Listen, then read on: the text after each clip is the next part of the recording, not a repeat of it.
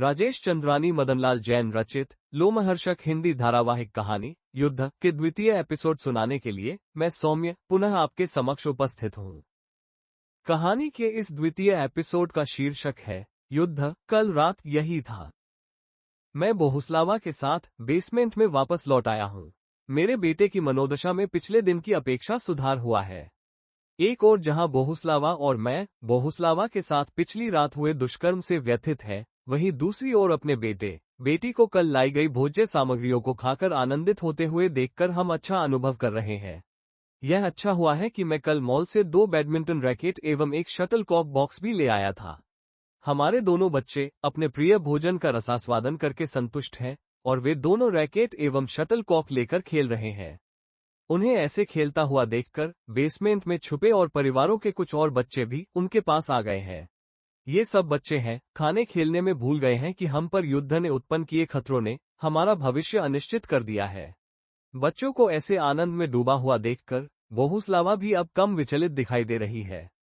मैं बोहुस्लावा का पति हूँ। मुझे उसके प्रति अपने कर्तव्य का बोध है। मैंने इसे अवसर के रूप में लिया है। मैं अब बोहुस्लावा का दुख कम करने का प्रयास करना चाहता हूँ। मैं फर्श पर बैठी बोहुस्लावा के अधिक पास हो गया हूँ। मैंने अपने हाथ से उसका मुख अपनी ओर किया। मुझे अपनी ओर देखता पाकर उसका कोमल हृदय फिर से पिघल गया।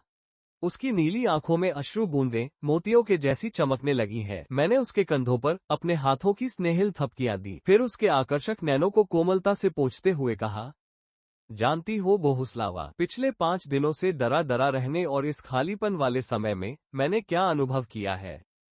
बोहुस्लावा ने मेरे हृदय की उसके प्रेम में तरंगित धड़कनों को अनुभव कर लिया है। उसने अत्यंत ही मृदुल वाणी में कहा, बताइए मेरे पतिदेव। उसके इन शब्दों ने मेरे कानों में मिश्री घोल दी है। हम अब अपने लिए कम और बच्चों की अधिक सोचते हैं। इस युद्ध के समय में जब हम पर प्राणों का भय है, तब मेरी चिंता अपने प्राणों को लेकर नहीं होती है। मुझे लगता है चाहे मैं मारा जाऊं मगर मेरे बच्चे अपना पूरा जीवन जिए और साथ ही तुम मेरी प्रियतमा, मेरे बच्चों की माँ, उनकी देखरेख लालन पालन के लिए सदा सकुशल रहो, मैंने कोमल स्वर में बताया। बोहुस्लावा पर मेरी बातों का आशा अनुकूल प्रभाव पड़ा। उसके मन से अपने साथ रात हुई बर्बरता का स्मरण इन क्षणों में मिट गया है। उसने फिर कोमल वाणी में कहा, बोरिस को यह अशुभ बात नहीं कहो। दोनों बच्चों और मेरे जीवन के लिए आप ही आधार हो। ईश्वर न करे आपको कुछ हो, अन्यथा हम सब अकाल ही मर जाएंगे।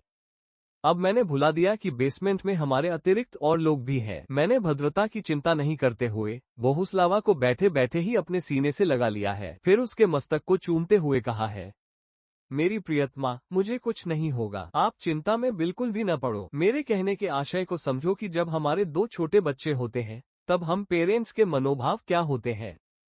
अब मेरी बाहों में एक बार फिर बोहुस्लावा रोने लगी है। मैं उसकी पीठ थपथपाते हुए यह आशा कर रहा हूँ कि अब उसकी आंखों से बह रहे अश्रुओं, जो मेरी स्वेटर को गीला करे हैं, के साथ साथ उसके साथ हुए दुष्कर्म के कारण उसके हृदय पर जो बोझ आ गया है वह उतर जाएगा। अब वो ग्लानि बोझ से मुक्त हो सकेगी।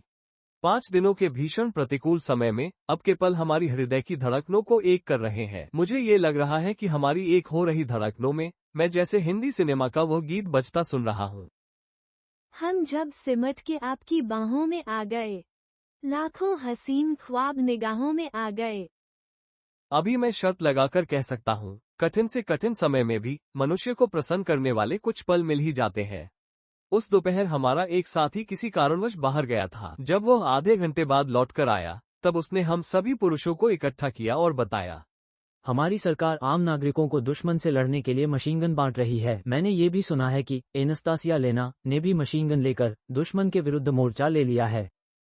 तब दूसरे साथी ने पूछा, कहाँ दी जा रही हैं मशीन गनें? जब एनास्तासिया ने बंदूक उठा ली है तब हमारा छुपकर ऐसे बैठे रहना निपट कायरता होगी। उसकी बातों ने सब में जोश भर दिया है। अब एक अन्य व्यक्ति कह रहा है, चलो साथियों हम भी मशीन गन उठा लें, अन्यथा हमें रोज रात अपनी पत्नियों पर बलात्कार सहन करना होगा। दुश्मन सैनिकों के निःशस्त्र प्रतिकार का अर्थ हमारा जीवन खो देना होगा। हमें मरना ही है तो हम कायर की नहीं, वीर की मौत मरेंगे। मैं चल रहे इस वार्तालाप के बीच दुविधा में हूँ। मुझे कुछ समय पूर्व ही कही बोहुस्लावा की बात स्मरण आ रही है। उसने कहा था, बोरिस को यह अशुभ बात नहीं कहो। दोनों बच्चों और मेरे जीवन के लिए आप ही आधार हो। जब मेरे अतिरिक्त सभी पुरुष जाने लगे तब मैं भी अपने बच्चों एवं बोहुस्लावा को निराशा से देखते हुए उनके पीछे चलने लगा हूँ। बोहुस्लावा की आंखों की भाषा और उसके प्रश्न को मैं समझ रहा हूँ। जो पूछती प्रतीत हो रही है, ये आप कहीं हमसे हमेशा के लिए दूर जाने के लिए तो नहीं चल पड़े हैं? हम छुपते छुपाते भटक रहे हैं। तब हमारी सेना की एक बख्तरबंद गाड़ी हमें मिल गई है। उसमें सवार हमारे सैनिकों से हमें अपनी अपनी आईडी दर्ज करवाने के उपरांत मशीन गनें मिल गई हैं। हमसे कहा गया है कि हम रात के समय चौकने रहें। आज रात में बड़ी संख्या में दुश्मन के सैनिकों की ओर से हम पर धावा होना आशंकित है। हम मशीनगन लेकर बेसमेंट लौटे हैं। बोहुस्लावा ने हम सभी के पास मशीनगन देखी तो इस बारे में पूछा। मैंने उसे इस बारे में विस्तार से बता दिया। मेरी सुनने के बाद उसने कहा, बोरिस को आवश्यकता पड़ी तो मोर्चे पर मैं जाऊंगी। आपका जीवित रहना बच्चों के लिए मेरे से अधिक आवश्यक है। मैं उस रेपिस्ट को ढूंढ कर मारूंगी जिसने कल रात मुझे जमीन पर पटक कर मेरे साथ जबरदस्ती की है। मैंने हंसकर कहा, आपको मशीनगन ठीक तरह उठाते भी नहीं बनेगी, चलाना तो दूर की बात है। और आप ये भी तो मुझे बताओ कि उस दुष्कर्मी को आप पहचान कैसे सकोगी? बोहुस्लावा ने चिंतित स्वर में कहा, आपने भी कहा कभी मशीनगन चलाई है? मैंने होठों पर एक उदास मुस्कान लाकर कहा, मेरे सिर पर मौत मंडराएगी तो यह अपने आप चल जाएगी। बोहुस्लावा की आंखों में चिंता स्पष्ट देखी जा सकती है। उस पर दुष्कर्म का दुख छोटा हुआ है। मुझ पर आशंका अब उसे अधिक चिंता में डाल रही है। उस रात विस्की रखी होने पर भी हम में से किसी ने उसे छुआ भी नहीं। बेसमेंट में अंधेरा है, बच्चे और औरतें सो रही हैं। हम 6 पुरुष मशीनगन थामे चौंकने हैं। देर रात इकट्ठे कुछ लोगों की पदचाप हमें बेसमेंट की सीढ़ी पर सुनाई पड़ी है। हमने देखा 6-7 लोग मशीनगन लिए एवं टार्च की रोशनी में देखते हुए सो रही हमारी औरतों की तरफ बढ़ रहे हैं। हमें निशाना लगाना अच्छी तरह से नहीं आता है, तब भी हमने अंधाधुंध फायर शुरू कर दिया है। हमलावर सैनिक वापस भागने लगे हैं।